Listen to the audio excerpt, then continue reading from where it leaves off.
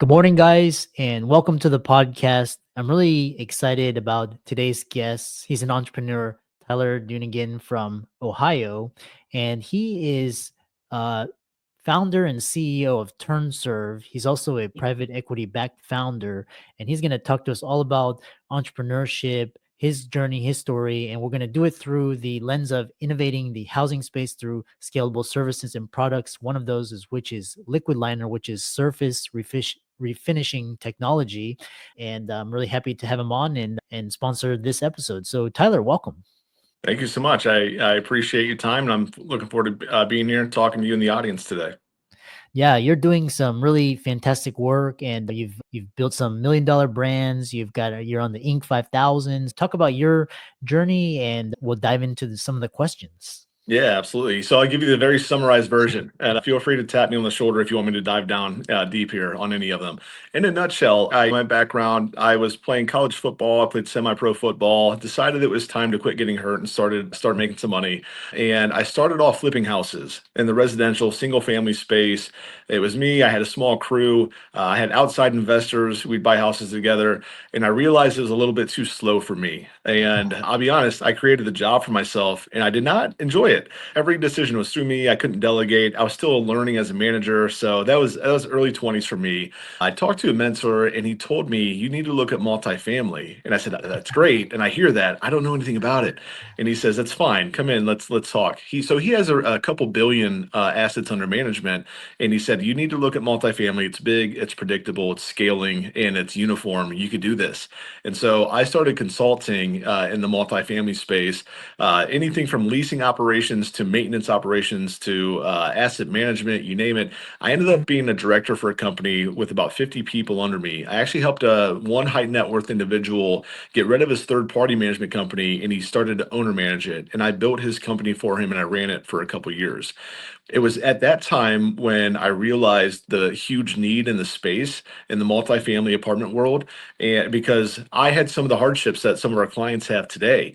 And that's when I decided to build a company called TurnServe, which is today a platform of synergistic, innovative brands. We have apartmentpainters.com, apartmentflooring.com, Liquid Liner. We have our patented product. We have software. We are truly a one-stop solution of creative, innovative brands, providing solutions for some of the biggest property managers in the world. And when I left a comfortable corporate job, and I was hoping that it would work. And luckily enough for me, it did. And little by little, just the first 3 months, we went from $0 in revenue to I think I had my first $10,000 month by month two. And at the time, I was so excited and so happy. But then that quickly went away because I realized I had to start hiring and I had to move fast. And so little by little over the years, we built different brands and landed on the Inc. 5000 list. We got private equity back last year, and we are actively expanding into 30 plus locations as fast as we can. We are one of the top 500 fastest growing companies in America last year, which is surreal to say. It still hasn't hit me yet because my head's always down working. But I have a great team. We have a great solution. We have some of the best clients in the space. Yeah, really interesting. And we'll dive into it. One of those is hiring, and the woes of hiring. And one thing is, what is, if people are listening and then you build these $1 million brands very quickly, what is, I don't want to say like the silver bullet, but how do you do it so quickly? Yeah, so the biggest thing, there's a lot you learn along the way. I think the biggest thing to start with is the market and the space. You really need to look at the tangible market and then the serviceable market as well. If you decide to do something in a space that's relatively small and there's no upside or it's a dying industry, you're probably going to have a very boring job and probably be unemployed soon. So for me, looking at something like the multifamily space, for example, it's growing, it's pretty recession proof. There's a housing shortage all the time. 50% of renters move each year, creates a predictable need, and it lacked innovation. And for me, all those things, I'm looking around, I'm like, why is nobody else playing in this space? And I was like, all right, red flags because I don't see any big players here, but I'm going to tiptoe in, and it just took off. Picking the right industry is pretty important. And then also the other side, the framework of the organization.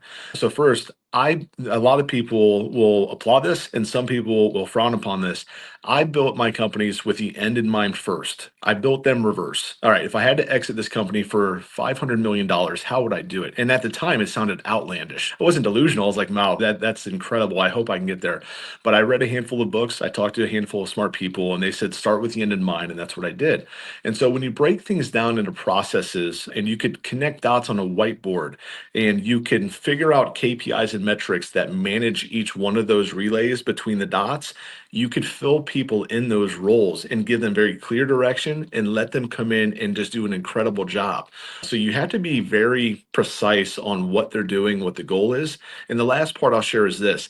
I try to oversimplify to a fault. I try to simplify so much where there's no guesswork involved. Here's three things I need you to do. Here's the three metrics I need you to manage. If you're within these parameters, I'm never gonna knock on your door and ask what you're doing. Like, we're good. So you need to build things that are so simple that a person on the street could read your SOPs and understand the goal. Complexity leads to failure is what I've learned. And by having generalists that can show up and do a great job time and time again, you build out systems and strategies and you put KPIs and metrics around them. That's where you'll win. When things are overly complex, you try to be clever, you try to outsmart everybody. All those things fail all the time. Now, I play ball in a very simplistic industry that has a huge need, and I recognize that. Props to people in the medical space and in engineering and things where it is complex and it has to be. But for us, for the normal average business, the biggest cheat code is build it simple with yourself out of it in mind. If you had to communicate and transmit data or currency without doing it yourself, how would you tell the next person what to do through a system? If you have to verbalize it, it's going to fail. If they could follow it and you don't need to be in the room, it's going to win. So build it simple and build it strategically. Build it with the end in mind is my approach. And that's how I've been able to scale. And the last part I'll share is the human element. All of my managers, everybody else, I align their interests with mine. It's no question I'm building this thing for scale. We're going to sell it in the future, you name it. All of my managers up have equity in my company. And so when I talk about, hey, we're going to have a big exit in the future, they're like, yeah, let's go, versus, oh, cool, that's good for you. What about us? We run open books. There's nothing left to guess. We have a great culture handbook. We have everything in place. We handle all of our non-negotiables up front. The whole entire team decided and voted on how do we handle things such as somebody's not performing well? How do we, a technician isn't in uniform or what have you? When the whole team gets behind that and it's thriving through that culture, things feel really good. And when you have a good culture in place, speed is your best friend. And that's why we've been able to scale so much. Hmm. Interesting. And because I love the language that you're doing around scaling, because you're talking about speed, you're talking about systems, processes, duplicating yourselves, automation, delegation, elimination. Once you have this streamlined, it's really awesome. What challenges did you face in scaling multiple businesses? What talk about some of those and what you did to overcome them? Sure. So I messed up a lot. I hear like I do a lot of podcasts. I'm a guest host, you name it, and everyone always talks about the good things. And I say that's not where the value is. The value is in the things I did wrong. Learn from me. I think the biggest thing at first, when you first start, even if you try to be laser focused, you see an opportunity, you get an itch, like, oh, is that the one? Should I try this one too? You really try to do way more than you have to. And sometimes you get impatient. Although you move fast and all those things, you just can't help but think, hey, it's day 17. I haven't gotten a single response. Maybe I should abandon ship and jump to the next thing. You got to stay in there. You got to keep on swinging. And so for me, we started off, although we were pretty zeroed in, laser focused and whatnot, we were taking any job we can get at first. We were trying to get revenue on the board and say, hey, can you guys do this? Can we do it now? Yeah, we can do that. And we did that a few times and we figured out what to do and whatnot. But at first, I wish we would have stuck to the core strategy from day one. At the same time, we didn't know what it was until we tested a little bit. And so it's just one of those things. I would say where I messed up at the most earlier on was not managing the non-negotiables up front, not having an upfront contract with early employees or vendors or things like that. And you don't don't realize it until it's too late, and it's really hard to remanage things after something happens. And so the first year is nothing but I am on my heels just waiting for things to hit me. By the second year, I said, hey, I'm probably going to tell this person up front, like, I expect you to be a full-time employee. So that means you can't be at home 4 days a week. And also on the other side of that, where I messed up a lot as well was I was very secretive the first year because my mentor said, hey, you don't share your numbers. Don't tell people how much money your company makes. Don't do this. Don't do that. And props to them. They built fortunes and empires in a time period where it was a little bit different. I realize now, I wish I would have started with this open book. Say, hey guys, we did our first $1,000 in revenue. We all celebrate. Whereas before, I'm like, all right, if they knew we did $1,000 in revenue, I'm in trouble. So there's a couple things along the way I wish I would have started with, but you don't learn that until you go through it. And I'm going to spare you the 5.5 days of conversation about where I messed up at the most, but a lot of it just expectations and just managing things before they happen. Mm, yeah. And along those same lines, what marketing and sales tactics do you feel are relevant in today's age? Because we're gonna talk about AI as well, but what worked for you? Yeah, so the first couple of years, it was just me on a phone calling my buddies in the industry. And it's a cop out, but it speaks to what I mentioned before, selecting the right industry for you.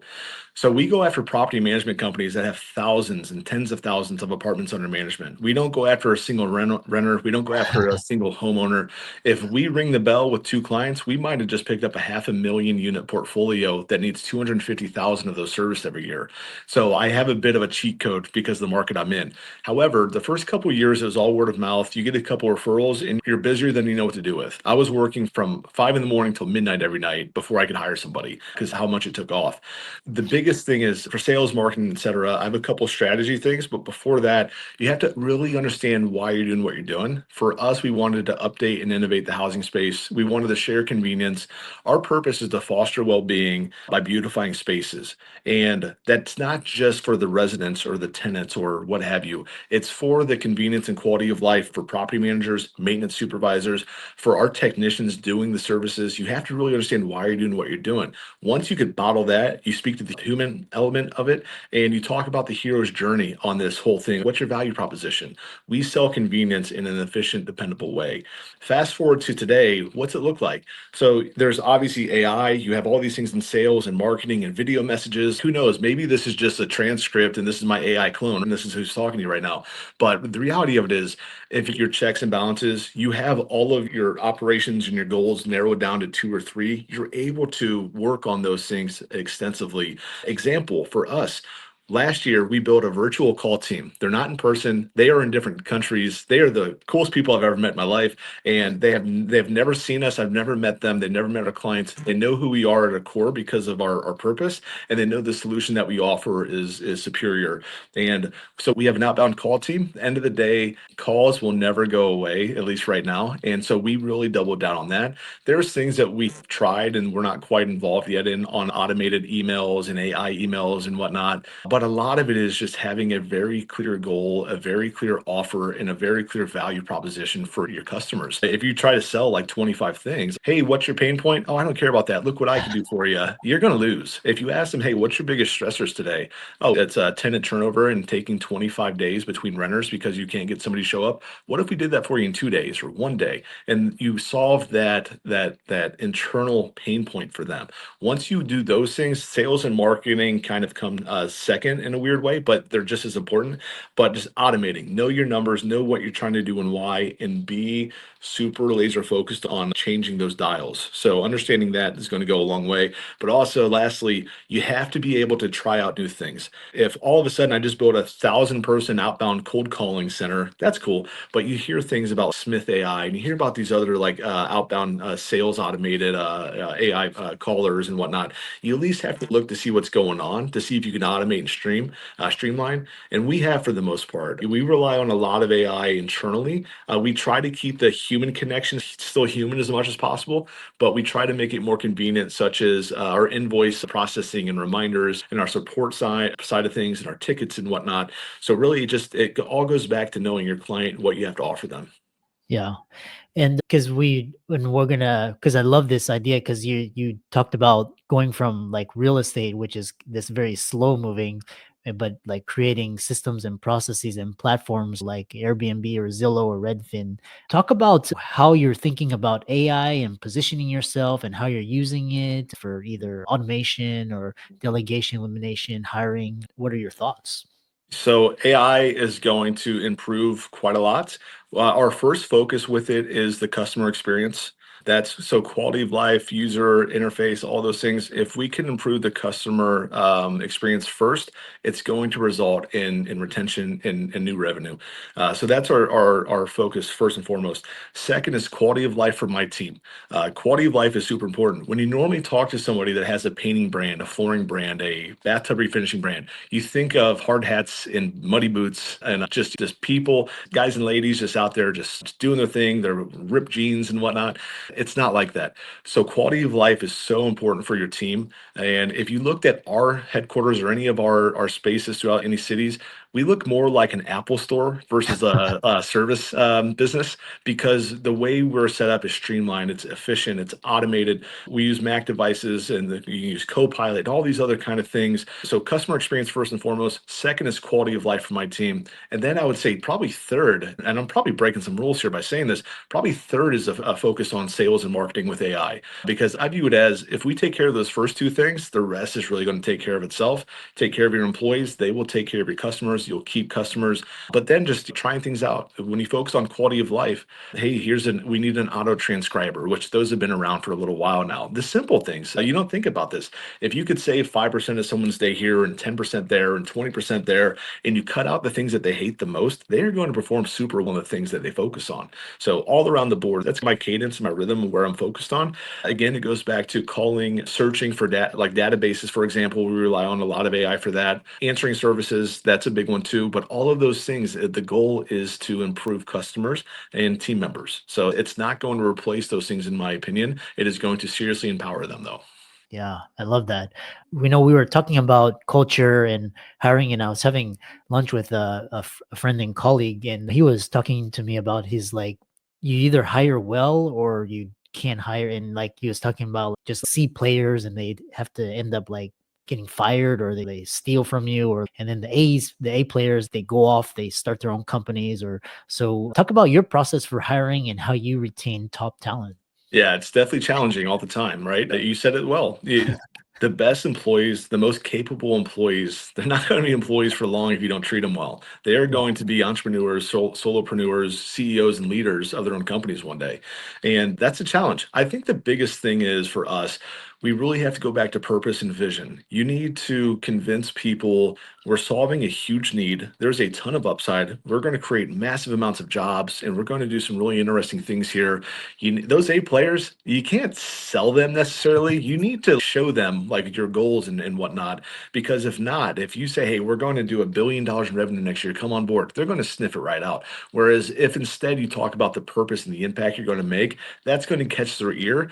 And then the second part of that as well is if you have a pretty good framework worked out, I'm all for hiring people and letting them come in and set things up. However, what I've learned is even the best players that you could attract, A's, B's, and whatnot, as long as you give them parameters, and that just might mean how they operate from a cultural standpoint, or hey, here's our targets, here's what we offer.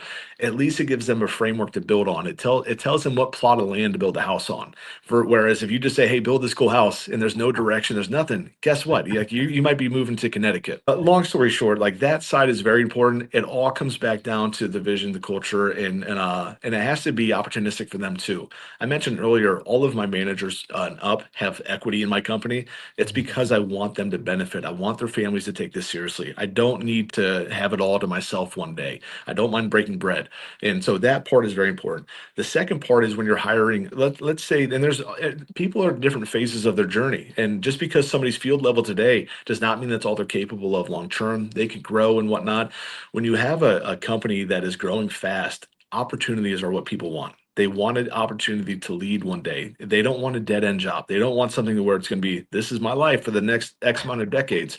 So there needs to be a future thing that gets them incentivized and happy and motivated. And that side of the street, it goes back to, okay, Are we hiring specialists then? And normally the first answer is, yeah, we need somebody that can come in and do all these things. No, you need to do a better job as a developer, as a creative. You need to come up with processes where more of a generalist can follow this and have great success. If you spend more time on the framework, you will get better results from your employees. And then those A players that come in, they can amend it for you. They could change it for you and improve it. So for us, that's been a huge factor with scaling, with growing by 1,000%, all these things. We need to be able to find generalists that can follow a process and do a good job. But on the other side, we also need to be able to attract those A plus players that understand the goal with impact and the vision and everything else. And if you don't have any of those, if your mentality is, I'm going to make $1 billion and my team's going to get paid a decent salary, we'll figure it out. You're going to lose, especially today, 2025 and beyond. You better be taking care of your team more than you take care of yourself. I really mean that. Yeah, yeah. And I know, like I've heard, for example, Tony Robbins, he has a profit sharing plan for his employees so they stay engaged and invested. Lastly, talk about how can people find you and connect with you and how TurnServe can help e-commerce brands optimize sales, marketing, and customer experience. Yeah. So first off, so TurnServe, our website, turnserve.com is the best way to find us. It is an overview about our brands. We do a couple cool things. We have a lot of programs geared for property managers and property owners, and we're always looking to expand. We love partnering with local small businesses. We don't want to take their jobs. We want to partner with them. Our platform provides a convenient source for them to where we could take on their invoicing and their follow-ups and insurance and all those things, and we could acquire these smaller companies and they can still have a prominent role and still have equity in all these things.